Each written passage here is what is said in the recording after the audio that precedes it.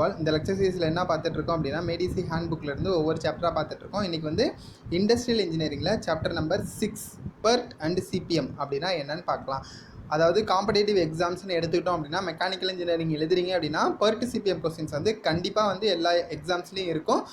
நம்ம டிஆர்பி எக்ஸாம்ஸில் கூட இதிலேருந்து ஒரு ரெண்டு ஒரு மார்க்கு ஒரு 2 மார்க் வந்து போன தடவை கேட்டிருந்தாங்க. டோட்டலாக வந்து ஒரு 4 மார்க் வந்து இதிலே கவர் ஆகிருந்துச்சு. ஸோ இதெல்லாம் வந்து எப்படி இருக்குது, என்னென்ன கொஸ்டின்ஸ்லாம் கேட்பாங்க அப்படின்னு பார்க்கலாம். ஃபஸ்ட்டு வந்து PERT and CPMs are used for planning and scheduling large projects in the field of construction, maintenance, fabrication and any other area. So இந்த பிளானிங் அண்ட் ஷெடியூலிங் லார்ஜ் ப்ராஜெக்ட்ஸ்க்கு வந்து நம்ம வந்து யூஸ் பண்ணுறது என்ன அப்படின்னா PERT and CPM. எதுக்காக அப்படின்னா plan பண்ணுறதுக்கும் ஷெடியூல் பண்ணுறதுக்கும். PERT and CPM is used to minimize the bottlenecks, delays, interruptions by determining the critical factors and coordinating various activities. Critical factorsum coordinating the various activities பண்ணுறதுனால நம்மளுக்கு bottlenecks, delays and interruptionsலாம் வந்து minimize பண்ணலாம். அதுக்கு தான் வந்து இந்த PERT and CPM வந்து use ஆகுது. PERT அப்படின்னா project evaluations and review techniques, CPM அப்படின்னா கிரிட்டிக்கல் பாத் மெத்தட் அப்படின்னு சொல்லுவோம். நெக்ஸ்ட் வந்து basic concept in network. So இந்த நெட்வொர்க்ஸில் வந்து என்னென்னலாம் வந்து பேசிக் கான்செப்ட் அப்படின்னு பார்க்கலாம். ஃபஸ்ட்டு வந்து நெட்வொர்க் அப்படின்னா it consist of series of activities arranged in a logical sequence and shows the interrelationship between the activities. இந்த ஆக்டிவிட்டீஸ் ஈவெண்ட் அதெல்லாம் கொடுத்துருப்பாங்க. அதுக்கு வந்து நம்ம வந்து ஒரு ஃபஸ்ட்டு வந்து நெட்வொர்க் டயக்ராம் வரைவோம். ஸோ அதுக்கு பேர் தான் வந்து நெட்வொர்க் அப்படின்னு சொல்லுவோம். Consist of activities arranged in a logical sequence and shows the interrelationship between the ஆக்டிவிட்டீஸுங்கிறது நெட்வொர்க் அப்படின்னு சொல்லுவோம். ஸோ நெக்ஸ்ட் வந்து ஆக்டிவிட்டி. ஸோ ஆக்டிவிட்டி எதில் நம்ம ரெப்ரசென்ட் பண்ணியிருப்போம் அப்படின்னா இந்த மாதிரி ஆரோ போட்டு ரெப்ரசென்ட் பண்ணியிருப்போம். இது வந்து ஆக்டிவிட்டி. ஒரு பாக்ஸ் மாதிரி போட்டோம் அப்படின்னா அதுக்கு பேர் வந்து ஈவெண்ட் அப்படின்னு சொல்லுவோம். It is a physically identifiable part of the project which consumes times and resource. ஒரு பர்டிகுலர் டைமில் பர்டிகுலர் ரிசோர்ஸை வந்து எடுத்துக்கிட்டு அந்த ஆக்டிவிட்டி நடக்கிறதுக்கு பேர் என்ன சொல்லுவோம் அப்படின்னா ஆக்டிவிட்டி அப்படின்னு சொல்லுவோம். நெக்ஸ்ட் வந்து event. It represent the start or completion of the activity. இது வந்து மர்ஜ் ஈவெண்ட். இந்த மாதிரி வந்திருக்கு 2 ஈவெண்ட் வந்து மர்ஜ் ஆகுது. இது வந்து பர்ஸ்ட் ஈவெண்ட். ஒரு ஈவெண்ட்லேருந்து 2 பர்ஸ்ட் ஆகி போகிறது வந்து பர்ஸ்ட் ஈவெண்ட் அப்படின்னு சொல்லுவோம். நெக்ஸ்ட் வந்து ப்ரெடிசஸர் அண்ட் சக்ஸஸர் ஆக்டிவிட்டிஸ். ப்ரெடிசர்னால் முன்னாடி உள்ள ஆக்டிவிட்டி, சக்ஸஸர்னால் அதுக்கப்புறம் அந்த ஆக்டிவிட்டி முடிஞ்சதுக்கப்புறம் ஸ்டார்ட் ஆகிற ஆக்டிவிட்டியை வந்து என்ன சொல்லுவோம் அப்படின்னா சக்ஸஸர் ஆக்டிவிட்டி அப்படின்னு சொல்லுவோம். நெக்ஸ்ட் வந்து dummy activity does not consume time or ரிசோர்ஸும் கன்சியூம் பண்ணாது, டைமும் கன்சியூம் பண்ணாது. But depicts dependency or relationship with the other ஆக்டிவிட்டியோட depicts and relationship with the other activity அப்படின்னு சொல்லுவோம். It is used to maintain the logical sequence வந்து maintain பண்ணும். It is indicated by the dotted line. So இந்த மாதிரி dotted line வச்சு நம்ம mention பண்ணுவோம் டம்மி ஆக்டிவிட்டியை. நெக்ஸ்ட் வந்து கிரிட்டிக்கல் பாத் மெத்தட் அப்படின்னா என்னன்னு பார்க்கலாம். In these activities are known with certainty for each activity earliest start time and latest finish times are computed. earliest start time latest finish time வந்து compute பண்ணுவோம்.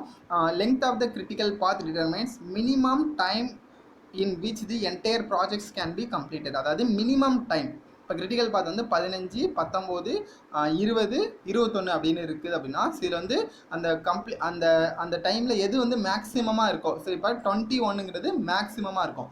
அதுதான் வந்து அந்த ப்ராஜெக்ட் கம்ப்ளீட் ஆகிறதுக்கான minimum time அப்படின்னு சொல்லுவோம். ஏன்னா மேக்ஸிமம் டைம் எடுத்துக்கிட்டோம் அப்படின்னா அதான் வந்து என்னவாக இருக்கோம்னா அந்த ப்ராஜெக்ட் கம்ப்ளீட் ஆகிறதுக்கான ஒரு நம்ம வந்து ஒரு மினிமம் டைம் இவ்வளோத்துக்குள்ளே முடிச்சிடலாம் அப்படிங்கிறது தான் வந்து அந்த மேக்ஸிமம் டைம்ங்கிறது வந்து கிரிட்டிக்கல் பாத். அதாவது மினிமம் டைம் அப்படின்னு சொல்லுவோம். மேக்ஸிமம் வேல்யூவை வந்து எடுத்துப்போம். இது வந்து கன்ஃபியூஸ் ஆகக்கூடாது. நிறையா பேர் வந்து இதில் கன்ஃபியூஸ் பண்ணிப்பாங்க. நெக்ஸ்ட் வந்து objectives of time analysis in network. Determine the completion time of the project. First வந்து கம்ப்ளீஷன் டைம் பார்க்கணும். அதுக்கப்புறம் earliest time when each activity can start. Earliest time ஐன்னு சொல்லுவோம். அதாவது நெக்ஸ்ட் ஆக்டிவிட்டியில் வந்து ஜே அப்படின்னு சொல்லுவோம். அதெல்லாம் என்ன அப்படின்னு பார்க்கலாம். Earliest time. அதுக்கப்புறம் latest time when the activity can start without delaying the total project. அதாவது எந்த ஒரு டிலேவும் இல்லாமல் டோட்டல் ப்ராஜெக்ட் ஸ்டார்ட் பண்ணுறது வந்து என்ன சொல்லுவோம் அப்படின்னா லேட்டஸ்ட் டைம் அப்படின்னு சொல்லுவோம். நெக்ஸ்ட் வந்து to find flow for each activity. Float வந்து கண்டுபிடிப்போம். ஸோ நெக்ஸ்ட் வந்து identifications of critical activities and critical path அப்படின்றது நம்ம இதுதான் வந்து ஸ்டெப் பை ஸ்டெப்பாக வந்து நம்ம ப்ராப்ளம் சால்வ் பண்ணுவோம். இந்த வீடியோ பார்த்ததுக்கப்புறம் நீங்கள் என்ன பண்ணுறீங்க அப்படின்னா கொஸ்டின் எடுத்து சால்வ் பண்ணிங்க அப்படின்னா இந்த டேர்ம்ஸ்லாம் என்னென்ன அப்படின்னு உங்களுக்கு ஈஸியாக புரியும். ஸோ நெக்ஸ்ட் வந்து forward pass computation, earliest start time. So forward pass, இன்னொன்று வந்து பேக்வர்ட் பாஸ், ரெண்டும் பண்ணுவோம். ஃபார்வர்ட் பாஸில் வந்து earliest start time, earliest finish time வந்து கிடைக்கும். அதை வந்து நம்ம எப்படி மென்ஷன் பண்ணியிருப்போம் அப்படின்னா இந்த மாதிரி ஒரு பாக்ஸ் மாதிரி போட்டு இந்த இடத்துல இந்த மாதிரி ஒன்று போட்டிருப்போம். இது வந்து ஏர்லியஸ்ட்டு ஸ்டார்ட் அப்படின்னு சொல்லுவோம். இது வந்து லேட் ஸ்டார்ட் அப்படின்னு சொல்லுவோம். இது வந்து பேக்வேர்டில் வந்து அந்த லேட் ஸ்டார்ட் வரும்.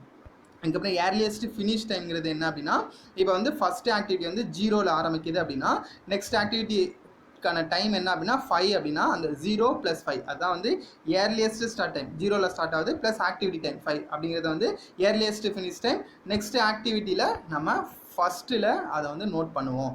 நெக்ஸ்ட் வந்து ஏர்லியஸ்ட் ஈவெண்ட் டைம் அப்படின்னா என்னென்னு பார்க்கலாம். It is a maximum of the earliest finished times of all activities ending in to the event அப்படிங்கிறது ஏர்லியஸ்ட் ஈவெண்ட் டைம் அப்படின்னு சொல்கிறோம். ஸோ நெக்ஸ்ட் வந்து backward pass computations or latest allowable time அப்படின்னா என்னென்னு பார்க்கலாம். The latest event time specifies the time by which all the activities entering into the event must be completed without delaying the total project அப்படிங்கிறது backward pass அப்படின்னு சொல்லுவோம். backward passங்கிறது பின்னாடி இருந்து வரப்ப latest finish time என்னவா இருக்கும் அப்படின்னா it is a time for the activity equals the latest event time of the event அப்படின்னு சொல்கிறோம். நெக்ஸ்ட் வந்து லேட்டஸ்ட் ஸ்டார்ட் டைம்ங்கிறது லேட்டஸ்ட் கம்ப்ளீஷன் டைம் ஆக்டிவிட்டி டைம்னு சொல்லுவோம்.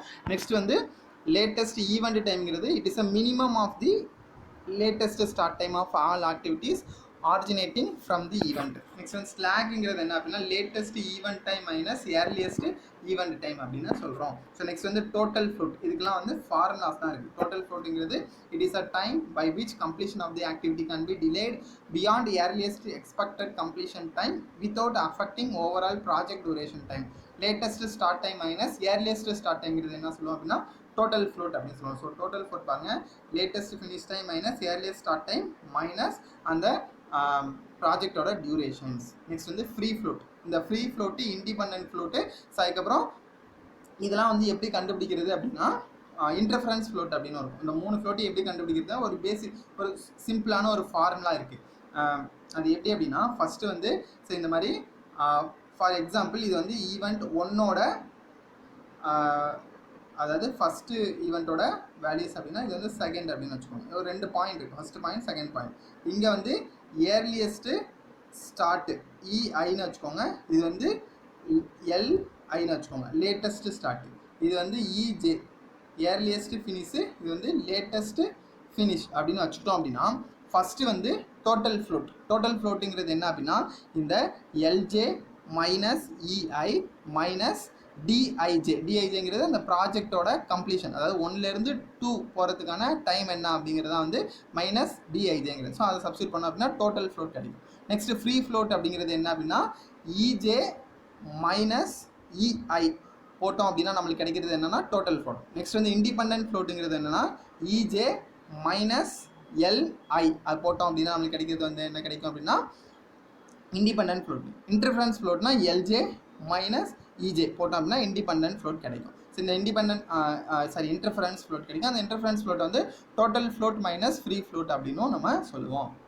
இந்த ஸ்லாக் டைம் வந்து 0வாக இருக்குது. எப்போ இருக்கும் அப்படின்னா அந்த கிரிட்டிக்கல் ஈவெண்ட்டில் தான் வந்து அந்த ஸ்லாக் டைம் வந்து 0வாக இருக்கும். நெக்ஸ்ட் வந்து but project evaluations and review techniques அப்படின்னு சொல்லுவோம். It is used when the activity times are not known. Activity times are not known with certainty for example research and development. அதாவது activity times are not known with certainty. Example வந்து research and டெவலப்மெண்ட்டில் வந்து நம்ம எப்போ வந்து முடிக்க போகிறோம் அப்படின்னு தெரியாது. ஸோ அதனால் டைம் எஸ்டிமேட்ஸ் வந்து ஒரு மூணு டைம் எஸ்டிமேட் பண்ணியிருப்போம். ஒன்று வந்து ஆப்டிமிஸ்டிக் டைம். இந்த ஆப்டிமிஸ்டிக் டைம்ங்கிறது வந்து மினிமம் பாசிபிள் டைம், அதாவது குறைச்ச அளவுக்கு வித்தவுட் எனி டிஸ்டர்பன்ஸ் இல்லாமல் பர்ஃபெக்டாக வந்து பண்ணோம் அப்படின்னா ஆப்டிமிஸ்டிக் டைம் அப்படின்னு சொல்லுவோம். ஸோ நெக்ஸ்ட் வந்து மோஸ்ட் லைக்லி டைம் வந்து அதாவது ஆப்டிமிஸ்டிக் டைமுக்கும் பெசிமிஸ்டிக் டைமுக்கும் நடுவில் இருக்கிறது வந்து என்ன சொல்லுவோம் அப்படின்னா மோஸ்ட் லைக்லி டைம் அப்படின்னு சொல்லுவோம். நெக்ஸ்ட் பெசிமிஸ்டிக் டைம்ங்கிறது என்ன அப்படின்னா எல்லா நடக்கிற தவறுகளையும் எடுத்துக்கிட்டு அதாவது லாங்கஸ்ட் டைம்ங்கிறது வந்து என்ன சொல்லுவோம் அப்படின்னா பெசிமிஸ்டிக் டைம். அதாவது இதெல்லாம் நடக்கலாம் அப்படின்னு சொல்லி அவங்க மென்ஷன் பண்ணிவிட்டு ஒரு லார்ஜஸ்ட் டைம் ஒன்று வச்சுப்பாங்க. அது வந்து என்ன சொல்லுவோம் அப்படின்னா பெசிமிஸ்டிக் டைம் அப்படின்னு சொல்லுவோம். The fundamental assumptions in PERT is the 3 estimates of time followed by the beta distributions அப்படின்னு சொல்லுவோம். 3 டைம் எஸ்டிமேட்டுங்கிறதுனால இது வந்து பீட்டா டிஸ்ட்ரிபியூஷன்ஸ் அப்படின்னு சொல்லுவோம். ஸோ அதோட ஃபார்முலா பார்த்துக்கோங்க. எக்ஸ்பெக்டட் டைமிங்கிறது என்ன அப்படின்னா expected time equal to optimistic time plus 4 into mean likely time plus pessimistic time divided by 6 அப்படின்னு நம்ம சொல்லுவோம். நெக்ஸ்ட் வந்து இதோட ஸ்டாண்டர்ட் டிவியேஷன்ஸோட ஃபார்முலா என்ன அப்படின்னா sigma is equal to pessimistic time minus optimistic divided by 6. இது வந்து standard deviations of the time required to complete each activity. அந்த ப்ராஜெக்டை கம்ப்ளீட் பண்ணுறதுக்கு என்ன ஸ்டாண்டர்ட் டிவியேஷன்னா sigma squared is equal to அதையே வந்து ஸ்கொயர் பண்ணுறோம். Sigma 1 square plus sigma 2 square plus sigma 3 square அந்த என்னென்ன ஆக்டிவிட்டீஸ்லாம் இருக்கோ அது எல்லாத்தையும் போட போகிறோம். ஸோ சிக்மா பி கிரிட்டிக்கல் பாத்தோட ஸ்டாண்டர்ட் டிவியேஷன்ஸ் கண்டுபிடிக்கணும் அப்படின்னா sigma 1 square root of sigma 1 square plus sigma 2 square plus sigma 3 squared இதை நம்ம போட்டோம் அப்படின்னா நம்மளுக்கு கிரிட்டிக்கல் பாத்தோட ஸ்டாண்டர்ட் டிவியேஷன்ஸ் கிடைக்கும். லாஸ்ட் டைம் டிஆர்பியில் கூட இந்த கொஸ்டின்ஸ் கேட்டாங்க. ஸோ இதில் பாருங்கள் இது ரொம்ப முக்கியமான point. Expected time activity is assume to the beta distributed.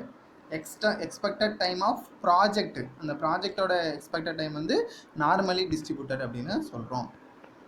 Next வந்து probability of completion of the project within a scheduled time. So என்னென்ன probabilities of completion of project அப்படின்னு பார்க்கலாம். The probability of completion of project within the scheduled time is computed as first வந்து event time கண்டுபிடிப்போம். Formalise பண்ணி event time கண்டுபிடிப்போம். So அதுக்கப்புறம் standard deviations கண்டுபிடிப்போம். Variations கண்டுபிடிப்போம். த ஸ்கொயர் ரூட் ஆஃப் வேரியேஷன்ஸ்ங்கிறது taking the square root of வேரியேஷனுங்கிறது standard deviation சொல்லுவோம். So SD is equal to root of variance அப்படின்னு நம்ம ஃபார்முலா படிச்சிருக்கோம். ஸோ ஃபைனலாக அந்த என்ன ஃபார்முலா நம்மளுக்கு கிடைக்குது அப்படின்னா standard normal variate Z is equal to TS minus TE divided by sigma அப்படின்னு போடுறோம். The probability that the project completion time is less than any given value t is given by t less than t இருக்கிறப்ப என்னவா இருக்கும் probability of z less than t small t minus capital T bar divided by sigma critical path அப்படின்னு சொல்கிறோம். என்னங்கிறது zங்கிறது normal distribution function, tங்கிறது expected project completion time, z sigma சிபிங்கிறது வந்து standard deviations of the critical path அப்படின்னு சொல்கிறோம். Next வந்து என்ன சொல்லுவோம் அப்படின்னா கிராஷிங் அப்படின்னு சொல்லுவோம். இது கேட்டில் வந்து இப்போ 1 மார்க்கில் வந்து டேரெக்டாக கேட்டாங்க இந்த ரேஷியோ என்ன அப்படின்னு கேட்டாங்க. ஸோ கிராஷிங்கிறது என்னன்னு பார்க்கலாம். It is assumed that for each activity there is an activity durations for which the direct cost is minimum. So direct cost வந்து மினிமமாக இருக்கிறதுக்கு பேர் என்ன சொல்லுவோம் அப்படின்னா கிராஷிங் அப்படின்னு சொல்லுவோம். ஸோ அந்த காஸ்ட் ஸ்லோப் வந்து கால்குலேட் பண்ணுவோம். நீங்கள் ப்ராப்ளம் சால்வ் பண்ணுறப்ப தெரியும். காஸ்ட் ஸ்லோப் வந்து கால்குலேட் பண்ணிவிட்டு நம்ம பர்ட் கண்டுபிடிப்போம். Cost slope is equal to crash cost minus normal cost divided by normal time minus crash time. So அதான் வந்து என்ன சொல்லுவோம் அப்படின்னா காஸ்ட் ஸ்லோப் அப்படின்னு கண்டுபிடிப்போம். நெக்ஸ்ட் இது பாருங்கள். It implies the reductions of duration of the entire project. So அதுக்கு தான் வந்து இந்த கிராஷிங் யூஸ் பண்ணுறோம். Only critical activities are selected for the purpose of crashing. Critical activities என்னன்னு ஃபஸ்ட்டு கண்டுபிடிச்சிட்டு அதுக்கப்புறம் தான் கிராஷ் பண்ணுவோம். So next among the critical activities the critical activities selected for crashing which has the least cost slope. அந்த cost slope வந்து லீஸ்ட்டாக இருக்கிறதா நம்ம வந்து எடுத்துக்கணும் அப்படின்னு சொல்லி கொடுத்துருக்காங்க. Critical activity among the critical activities 2-3 critical activities இருந்துச்சு அப்படின்னா எது வந்து லீஸ்ட் காஸ்ட் ஸ்லோப் இருக்கோ அதான் வந்து நம்ம யூஸ் பண்ண போகிறோம். நெக்ஸ்ட் வந்து இதோட டிஃப்ரென்ஸ். நிறையா காம்படிட்டிவ் எக்ஸாம்ஸ் டிஎன்பிஎஸ்சி ஏஇலலாம் வந்து ரிப்பீட்டடாக கேட்டுட்ருக்காங்க. சிபிஎம்ங்கிறது என்னென்னா ஆக்டிவிட்டி ஓரியன்ட், பர்ட்டுங்கிறது ஈவெண்ட் ஓரியன்ட். இங்கே வந்து டீன்னு முடிகிறனால இங்கேயும் டீன்னு முடியுது, அதை ஞாபகம் வச்சுக்கோங்க. பர்ட்டுங்கிறது ஈவெண்ட், இதை மட்டும் ஞாபகம் வச்சிட்டிங்கன்னா ஆக்டிவிட்டி எதாக இருக்கும் சிபிஎம்மாக தான் இருக்கும். Next it is used when the activity times are டிட்டர்மினிஸ்டிக்ங்கிறப்ப வந்து சிபிஎம். இதே ப்ராபபிலிஸ்டிக்ங்கிறது பர்ட் அப்படின்னு சொல்லுவோம். இது வந்து 1 டைம் எஸ்டிமேட்டு, இது வந்து 3 டைம் எஸ்டிமேட் நம்ம ஏற்கனவே பார்த்துருக்கோம். So next it directly introduce cost concept analysis. It indirectly current for the cost அப்படின்னு கொடுத்துருக்காங்க. Next it's a planning device, it is a control device அப்படின்னு கொடுத்துருக்காங்க. சிபிஎம்ங்கிறத பிளான் பண்ணுறோம், பர்ட்டுங்கிறது வந்து கண்ட்ரோல் டிவைஸ் அப்படின்னு கொடுத்துருக்காங்க. ஸோ அவ்வளோதான். இதில் உள்ள எல்லா ஃபார்முலாஸும் நோட் பண்ணி வச்சுக்கோங்க. நான் சொன்ன ஷார்ட்கட்ஸ் வந்து நோட் பண்ணி வச்சுக்கோங்க. அது வந்து உங்களுக்கு ப்ராப்ளம் சால்வ் பண்ணுறப்ப யூஸ்ஃபுல்லாக இருக்கும். இதில் வந்து கேட்டில் உள்ள எல்லா கொஸ்டினுமே சால்வ் பண்ணி வச்சுக்கோங்க. ரொம்ப ரொம்ப ஈஸியாக தான் இருக்கும். ஒரு தடவை வந்து அந்த நெட்வொர்க் டயக்ராம்ஸ் போடுறது எப்படின்னு பார்த்துக்கோங்க. அதுக்கப்புறம் இந்த ஃப்ளோட்டோட ஃபார்முலாஸ்லாம் வந்து மக்கப் பண்ணி வச்சுக்கோங்க. ஸோ அவ்வளோதான். இதுலேருந்து கண்டிப்பாக வந்து கொஸ்டின்ஸ் கேட்கறதுக்கான நிறையா வாய்ப்புகள் இருக்குது. ஒரு 4 மார்க் கூட நம்ம கொஸ்டின் எதிர்பார்க்கலாம் டிஆர்பி எக்ஸாம்ஸை பொறுத்த வரையும். நீங்கள் மற்ற காம்படிட்டிவ் எக்ஸாம்ஸ் ப்ரிப்பேர் பண்ணுறதா இருந்தாலும் பர்ட் சிபிஎம்லேருந்து பேசிக் டெஃபினிஷன்ஸ் கூட அவங்க கேட்கலாம். பர்ட்டுங்கிறது என்ன அப்படின்னு சொல்லிட்டு அவங்க கீழே 4 ஆப்ஷன்ஸ் வந்து கொடுத்துருக்கலாம். ஸோ இந்த மாதிரி நிறைய எக்ஸாம்ஸில் கொஸ்டின்ஸ் கேட்டிருக்காங்க. அவ்வளோதான். இந்த வீடியோ உங்களுக்கு பிடிச்சிருந்துச்சுன்னா லைக் பண்ணுங்கள். உங்கள் ஃப்ரெண்ட்ஸ் யாரெல்லாம் வந்து ப்ரிப்பேர் பண்ணுறாங்களோ அவங்களுக்கும் ஷேர் பண்ணி விடுங்க. உங்களுக்கு ஏதாவது டவுட் இருந்துச்சு அப்படின்னா கமெண்ட்டில் வந்து கமெண்ட் பண்ணுங்கள். சப்போர்ட் பண்ணணும்னு நினச்சிங்க அப்படின்னா இந்த